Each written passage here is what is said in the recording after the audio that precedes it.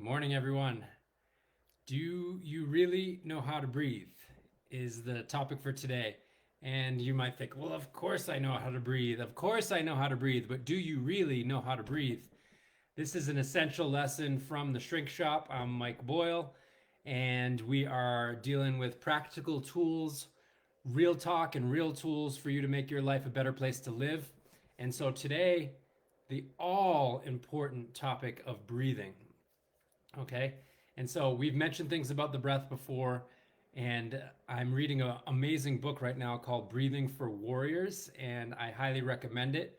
It is full of awesome information and tools for optimizing the health of your body, mind, and spirit. And today I'm going to give you some of the foundational pieces that are things that I've learned along the way that I've been reminded about in this book about how important they are, and that's why I'm super inspired because really this stuff is game changing, life changing. Have you ever wondered why positive thinking doesn't work? You ever wondered why when you're just like, okay, calm down, calm down, calm down, calm down, calm down, or what if you're like, all right, dude, don't be angry, don't be angry, or that inner dialogue, or it's gonna be okay, you're not a loser, whatever it is, that inner monologue, sometimes dialogue, sometimes more than that. That inner conversation that we're having with ourselves is not enough to change our feelings. And it's not enough to get us unstuck from those looping thoughts. Because here's the reason why, and this is going to be a familiar model for those that have been watching the videos, but we're going to keep repeating it over and over again because repetition is essential for you to really take these things to the next level of habit. A client that I was working with the other day said, I'm getting to the point where this is becoming second nature. It's becoming habitual. It's becoming automatic. That is enormous. But it takes effort and intention and deliberation and practice before it gets to that point where these breathing tools, where these ways of breathing become just what you do. Okay. So the reason why just trying to talk yourself out of something or talk yourself into feeling better doesn't work is because you're not changing your chemistry. If you don't change your chemistry, you are going to lose that battle every single time. Okay? Remember, we're talking oversimplification about the brain here, the three parts of the brain. Okay? You have that thinking part, you have the emotions, and you have the instincts. And down in here, in the emotional and the instinctual brain, is where we feel things intensely. We have very, very powerful emotions because they are hooked in with our survival part of our brain. Why do you think that might be? Well, one reason is one theory that I think about is that, emotions have to do with our interactions with others and our interrelationships. And we have known evolutionarily that if we don't get along with others, if we are kicked out of the tribe, if we are alienated, then that is a life or death situation. So, emotions and interpersonal relationships is actually fundamentally important to the brain on a survival level. So, it's down here, that part of the brain that is responsible for our emotions is down here in our instinctual brain that is related to our life or death. Those wires are all together, okay? This is why when you think, all right, man, just be cool, just be think positive, it's going to be okay. That's why you're thinking that up here. But if you do not change the chemistry down here, it's not going to work, okay? So the easiest and most profound and most effective way to change the chemistry down here is by far the breath. Learning to master your breath is the whole game, okay? And so another model that I want to show you, if I can find my oh, if I can find that, um, okay, is when you think about, we're just going to call this the zone, okay? You've heard you've heard that term before. You've heard the zone in terms of like professional athletes, right? Excuse me, cup of Joe. you've heard the term being in the zone before, but you do not need to be a professional athlete or professional artist or a professional musician to be in the zone. You can be in the zone when you're doing the dishes, and it feels really good. And it's way better than being out of the zone where you are worried or thinking about something else, or you can be in the zone when you're changing your baby's diaper, you can be in the zone when you're in the shower, you can be in the zone all the time. In fact, as I've discussed in previous lessons, meditation is really the practice of being in the zone in your day-to-day life. Because if you think about the one thing, what is the one thing I've asked people in the past? So if you already know, don't blurt it out. You can comment in the comments though. So if you already know, what is the one thing that is common to human beings' enjoyment? There is one element that is common to everything that human beings enjoy.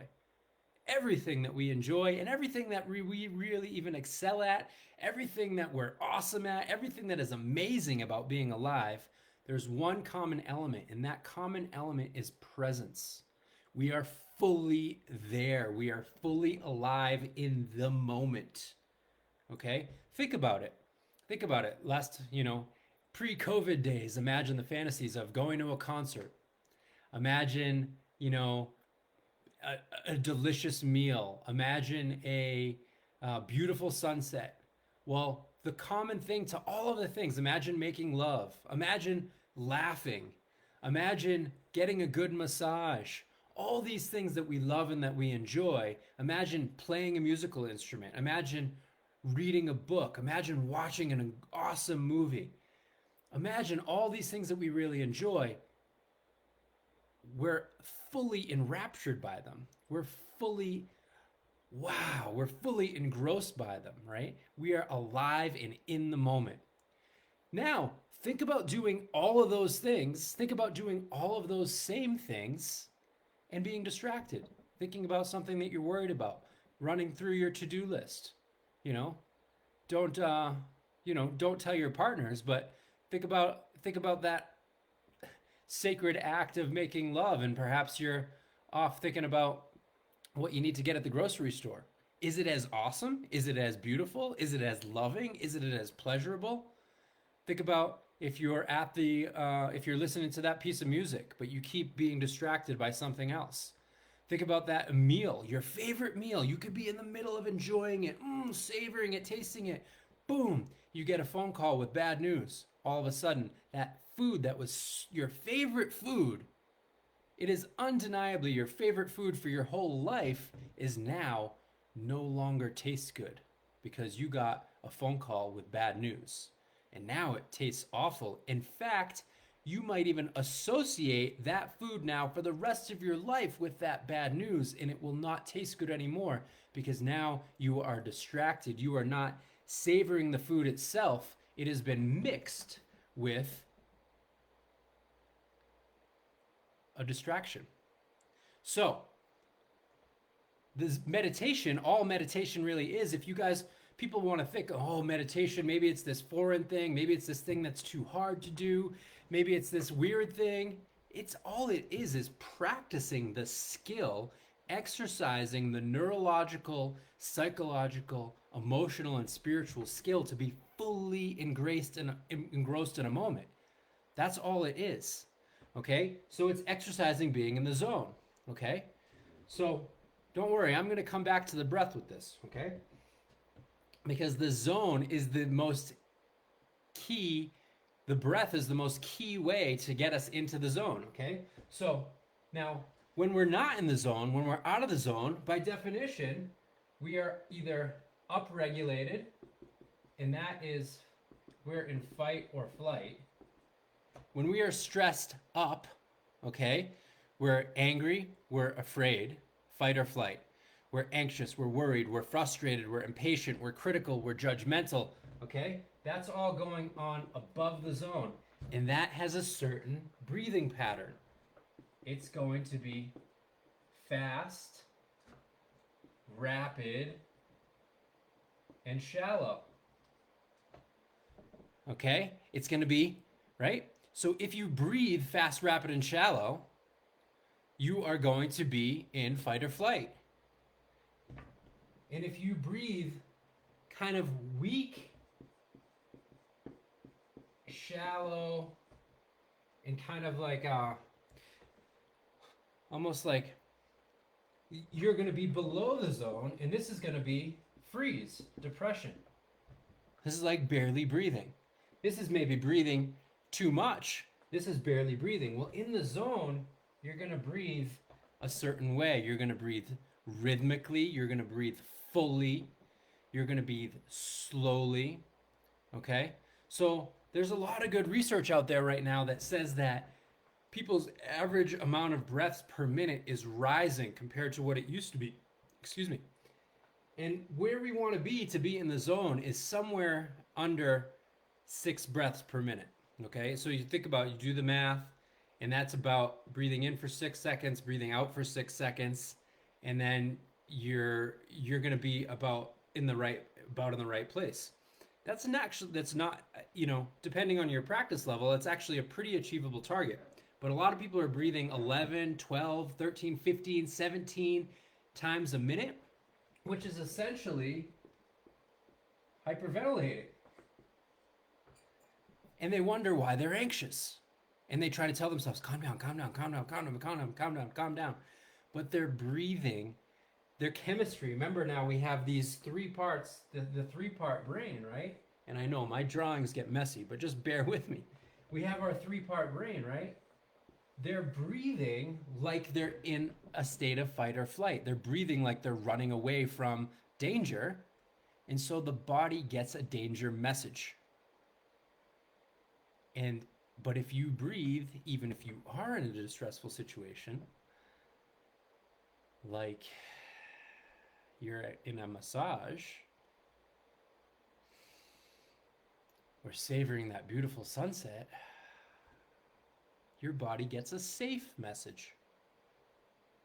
And this is far more powerful than this. The instinctual part of the brain, sorry for the glare on that, okay? The instinctual part of the brain, the survival part of the brain, is designed evolutionarily to be more powerful than the thinking part of the brain. The thinking part of the brain processes 40 bits of data per second. 40 bits of data per second in the thinking part of the brain. The survival instinctual part of the brain processes 40,000 bits of data per second. It is exponentially more powerful, and it was evolutionarily designed to be that way on purpose. So you can't override with your thinking brain the instinctual survival part of the brain. What you can do is use your thinking brain to learn things like this and learn tools and discover ways so that you can be in charge of your instinctual survival brain and have it working for you instead of it working against you. And the breath is where it's at for that. So, questions, comments, please let me know, okay? Let's make this real for you. Let's make this specific for you. But today, we're going to focus on really learning how to fully breathe, okay? And you might think, I know how to fully breathe. Well, most people do not breathe this way, although we did when we were young. This book I'm telling you about, Breathing for Warriors, discusses how at around age 5.5, most people stop breathing this way, usually because we've been indoctrinated socially, psychologically, to brace and to lock our lower part of our abdomen and diaphragm up and to get it locked. And so this breathing exercise is simple. You've maybe heard it before. If you've been to yoga classes, you've maybe heard it about it. But it is profoundly the foundation. And we will do more breathing exercises in the future in this class because, again, if you master your breath, you master life. If you can breathe the way you choose to breathe, well then, you're always in an optimal state. You're in an optimal state that is not only conducive of happiness, but also of health, right? Because if you're in the zone, your body's like, it's repairing things, it's healing things, you're happy, your mind is clear. Well, you have agency on this. You have control over this. You have control over your breathing. slowing it down, making it full and deeper, and you are going to improve your life infinitely. Okay? So, how do we do it? I'm gonna stand up and show you. Basically, what the key is to breathe down into the lower part of your body first. Sorry, this is a little awkward. And you want to breathe spherically. So like you're filling, not just here. So when you go, so if I empty my exhale, okay, I get it all out. And then I want to breathe in. Okay, you see how I filled this part first, this part second. And I'm doing that a little bit mechanically. It can be more fluid than that once you practice, but it's useful to start to practice filling this part all first, then this part second, and then when we exhale this part first and this part second. So it's like a wave. In from the bottom to the top, out from the top to the bottom. But the main, really, really important thing here is to recognize that most of your lungs and most of your diaphragm action, the diaphragm is the muscle that can be exercised just like your biceps. Most of it is in the back of your body. In fact, this is actually becoming really well known with COVID because they are realizing that people that are really sick with COVID they're putting them on their stomach and helping them to fill the part of their lungs, because that is the majority part of their lungs is in the back of their body. But most people don't use their entire lung capacity. In fact, most people use a very tiny percentage of their lung capacity.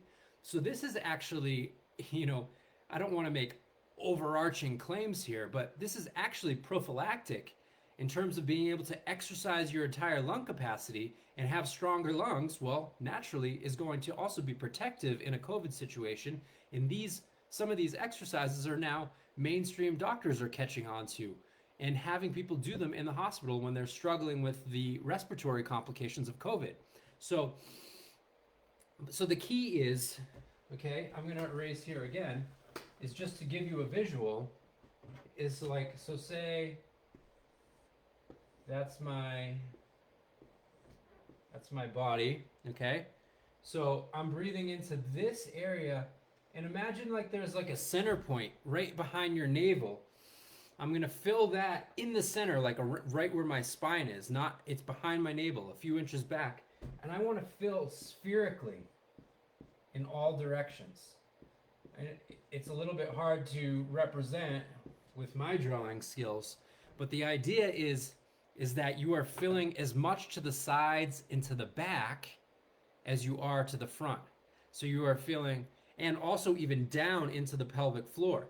Now this is a key that I've learned through my own experience over time, and I've studied and I've worked with a lot of people, is that oftentimes I want you to become aware of, if you're familiar with the perineum and what some people jokingly call the taint, because it taint this and it taint that. The perineum is the musculature between your genitals and your anus, right? And it's right at the very base of your core. And oftentimes we are flexing this muscle without knowing it or without intentionally. We are holding the muscles. It's like we're holding in pee even though we don't have to pee, and we're doing it all the time. And this is causing an amazing ripple effect in our body, problematic ripple effects in our body that I cannot get into the details of right now. But be aware when you're filling this lower sphere that you are opening front, sides, back, down, and up. Then this same thing. And then empty, empty. I'm breaking it in half for the purposes of an exercise, but it can look more fluid than that, like this.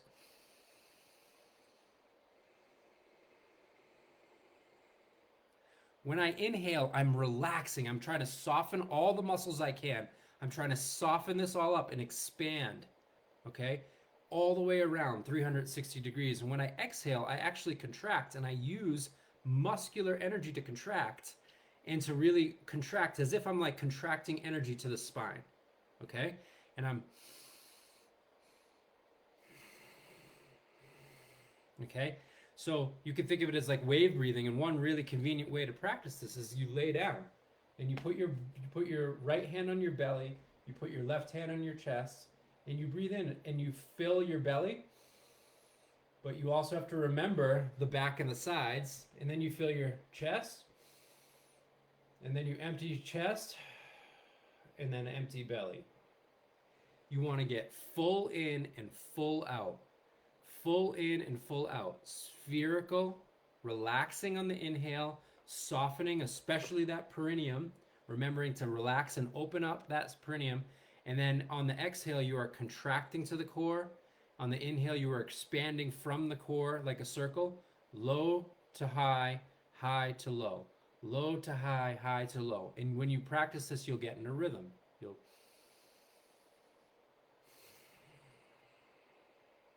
This is a natural way to breathe. If you watch babies breathe, this is how they breathe naturally, automatically. They don't need to be taught. This is how we breathe naturally and automatically, but we've been conditioned and we've learned our way out of it. We've been bracing for life and then only breathing shallow up into the front part of our lungs, okay? Hugely problematic. It sends a message. It sends a constant message to our nervous system that something is wrong. If you are breathing like you are in danger, your body will think you are in danger. If you are breathing like you are calm and savoring and embracing life, your body will believe that you are calm, safe, and embracing life. Life attracts life. Danger attracts danger. Fight attracts fight. Flight attracts flight. Open, being in the zone. You know, you hear athletes talk about it. Oh, the whole world just slowed down and everything seems so easy and I was just effortless. Well, guess what? You can be in the zone in your day-to-day life, and breath work is the key, okay? So, breathing in, spherically, front, back, side, side, up, down, and then you're first breathing into here, and then breathing into here, same way. And then you're contracting top to bottom, okay? This is a great exercise to do whenever you have a chance, okay? And you can get help with the hands. You can also do this with the hands. You're not going to feel it as much, but you want to feel some movement in your side body, some movement in your back body. You might not feel that at first. If you haven't ever done this, it might be very minimal. But you want to practice as if you are expanding 360 degrees, as if you are contracting to the core 360 degrees. And you're going to start to exercise these muscles. And just like any other muscle, it will grow, it will expand, its capacity will expand. And the more oxygen you can get into the system, the better you are. Think about this for a second, okay? So, how many days can you go without food? If you don't know, it's about 30. Wouldn't be very pleasant 30 days, but you can do it. How many days can you go without water? You can go about 2 or 3 days. Again, wouldn't be feeling so hot, but you can do it. How long can you go without oxygen? Exactly. Oxygen is life. Breath is life.